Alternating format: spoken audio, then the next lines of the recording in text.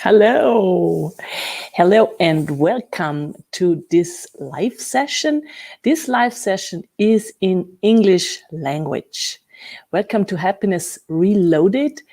It's Friday today, but this is the session we did on Writing Wednesday. You know, on Writing Wednesday, Karima asks me questions about writing she's interested in. She's a young author. And this last Wednesday, we've been talking about writing a novel. And if you are watching, I have a look who's watching, and you have some questions right now, please let me know so I can answer them immediately.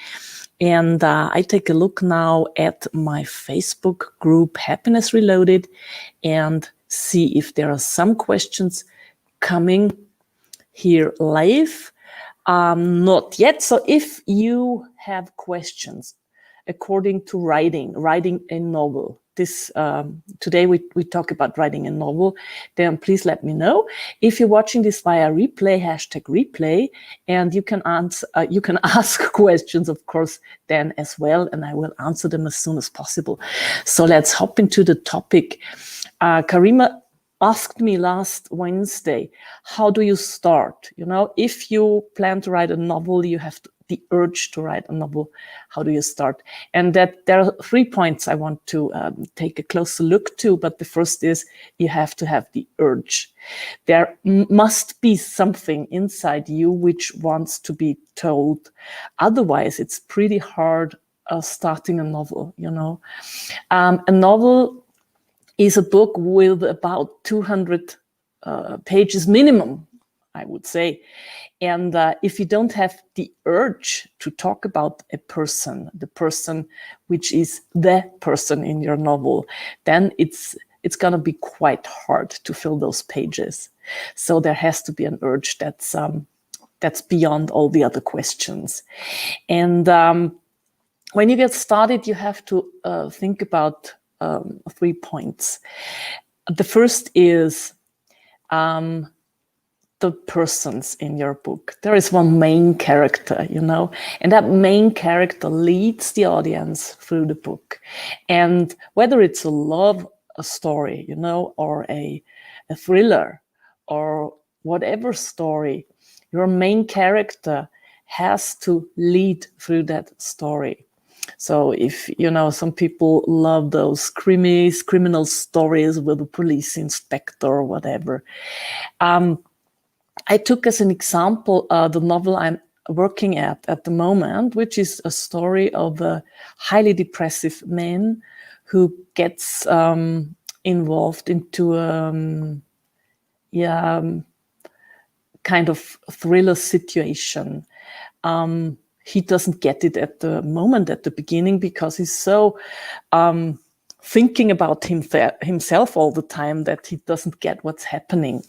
So the first thing is you have to know your persons, your figures. Otherwise, you cannot start. So first of all, if you have an idea for a novel and you want to start writing, then I would recommend just start writing whatever comes to your mind. Write. But after about, I think about 40, 50 pages of just writing down ideas, then you have to get into structure mode. And structure mode means define your persons and define them well. So I think there is a question. Let me have a look. Okay. Hi, Florian. Hi. Hello. Okay. If there are any questions, just feel free and ask them. So, first of all, define your persons, your main character in your book. And that means this person has to have a biography.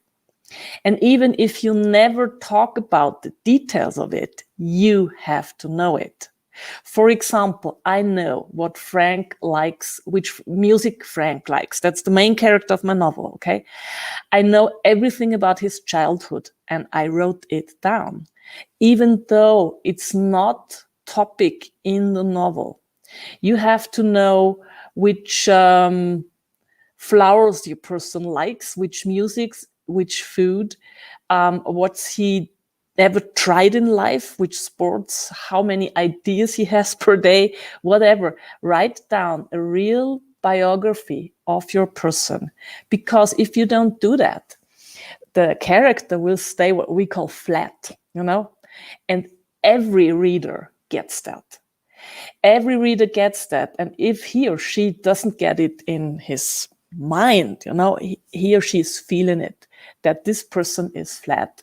And if you've ever read a novel with flat characters, you know it because you get bored after 10 pages. You don't believe a word. So forget it. Build biographies of your main characters. First of all, your hero or heroine, and then you can decide, how many other main characters are there which are involved in the main storyline. Give them biographies. You cannot give everybody a full biography in your novel, but the main characters should have one. Otherwise, they stay flat, gray persons, and nobody would like to read your novel. And the second question which came up on Wednesday was, where do I set my novel? Is it cool to set it in New York or London, or can it be Salzburg? Or, as I'm from Austria, Zell am See, which is a very, very tiny city. So Karima asked me, does it sell better if I set up the whole thing in London? So what I would recommend is, wherever you set up your story, you can do whatever you want, but you should have been there at least once. Why? Because, of course, you can Google any city in this world, any country in this world, and you can read everything about it and then write about it. You can do that. But if you've never been there, you don't know those tiny details which make a novel an exciting story. For example, how does the rain sound at the beginning of September? I just say that because outside it's raining cats and dogs. And it's this pouring rain you have in the Austrian Alps. The drops are not big ones, it doesn't do like bam, bam, bam. It's like a curtain of rain. And I'm so sorry you can't see that because of the light situation, but the fog is like lying on the ground and it's trying to get up, but it can't. And that's kind of a heavy situation. You feel like under, I don't know, a towel of fog, and you cannot get out. And if you've never seen that outside, you cannot write about it. So there were writers in this world who did that, of course. Remember Karl May, who did all those Winnetou stories? He's never been anywhere. As long as I know, he wrote that stories while he was in prison. So, of course, you can do some stuff with your imagination. But what's the difference between Karl May and nowadays writers? In these days, most people haven't been anywhere. So you could tell them anything. You could make a countryside up. Nobody would know that this is not true. That's the first thing. Nowadays, everybody has been almost anywhere.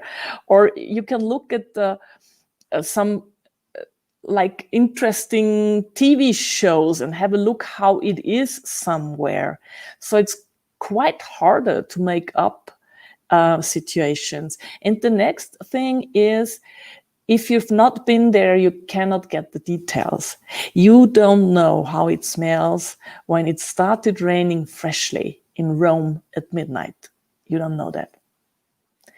And I take the example of Rome because my Frank, my hero of my next novel, he ends up in Rome, where he gets into some affairs, state affairs, and he feels all that stuff. He always wanted to go to Rome. And he never had the chance. And all of a sudden that happens, but it's not a sightseeing trip. He's involved in an affair, a political affair.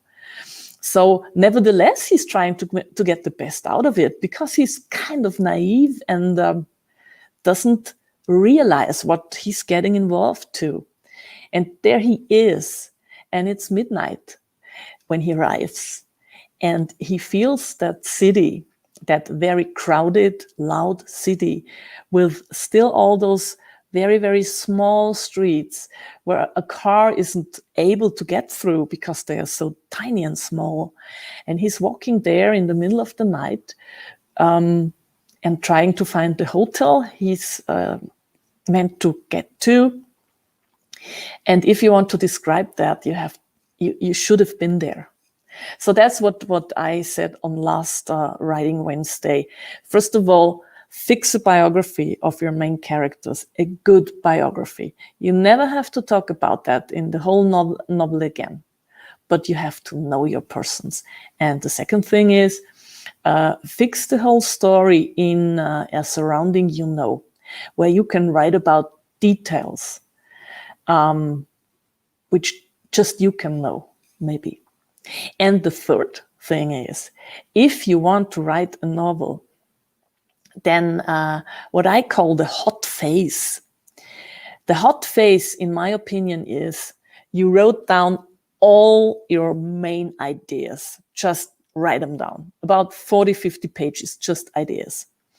Then you have to start to build up the biographies of your persons, your heroes, your main characters. After that, you have to fix the surroundings, find out where the novel takes place. And then, best thing you can do is take like a huge sheet of paper and write down the storylines. So this is the story of Frank, okay? And there's some secret agent. What's his storyline? Where do they cross each other? You have to like paint it. That's what I recommend. And after you've done that, the hot phase starts, because then you get into the story. You do writing hours after hours every day. And what I recommend for that hot phase is quit media. Absolutely quit media. No TV, no radio, no daily newspaper, nothing, no Facebook, okay? Just my Facebook group. You are allowed to hop into Happiness Reloaded and talk about your project, nothing else, okay? Let's stick with that. So in the hot phase, you really start living with your heroes, your main characters. And it's not good if you permanently get what I call the sound of the world. And that's TV, radio, newspaper, all the bad news. So the best thing is, I did that with every book project, with everyone, every big book project I ever started. In the hot phase, I cut down media, which means there are 3 or 4 friends I think are wise enough to just tell me what I really have to know. And I call them once a week and ask. For example, during the lockdown, of course, you should know what you are allowed to do. Okay, that's clear. So find one person who doesn't tell you, oh my God, this is happening again. Oh, we are also poor and no. Get a straight person who tells you, okay, from Monday on, we're not allowed to go outside, only for shopping and walking your dog. Point. Okay, you have to wear a mask, that's it. If you are a politically interested person, and I have to admit, I am politically interested. Just because I quit media twice a year doesn't mean I'm not interested. But find out what's really important for yourself, okay? Find out what's important for yourself. And it could be that this is not the next mayor election in your little village where 1,000 people live. It might be that this is not that important. So find out 3 or 4 topics you really have to know about. Find a person who wants to tell you about this, and then quit media, except Happiness Reloaded, okay? And if you're now like enlightened, and you are a writer or you want to become a writer, okay, feel free to share your story. Make your own post. Tell us about your book project. Ask questions. This group is for people who want to be happy, okay? So if you want to share your happiness or your projects or you have questions, feel free to do so. That's what this group is all about, okay? Now let's put this together again. If you want to write a novel, write down your ideas, build the biographies of your main characters, get a storyline for your main characters, find out where your novel takes place, and then when you're entering the hot phase, quit media. And I tell you one more secret, because I loved it so much. If you are in a business project, it's the same. If you want to start your new business, it's the same. Stop. So you write down all your ideas. And while an author is creating the biography of his main characters, you target your market. You find out who your client is and write that down. And then, while a writer finds out what the right surrounding is, you find out where are those people? Where are they? How do they live? And write that down. And then you enter the hot phase and quit media. So it's the same. And that's why I think that when we are starting our happiness challenge at the end of October, it's no matter why you are entering this challenge, okay? You want personal growth? Yeah. You're writing a book? Yeah. Or you're starting a business?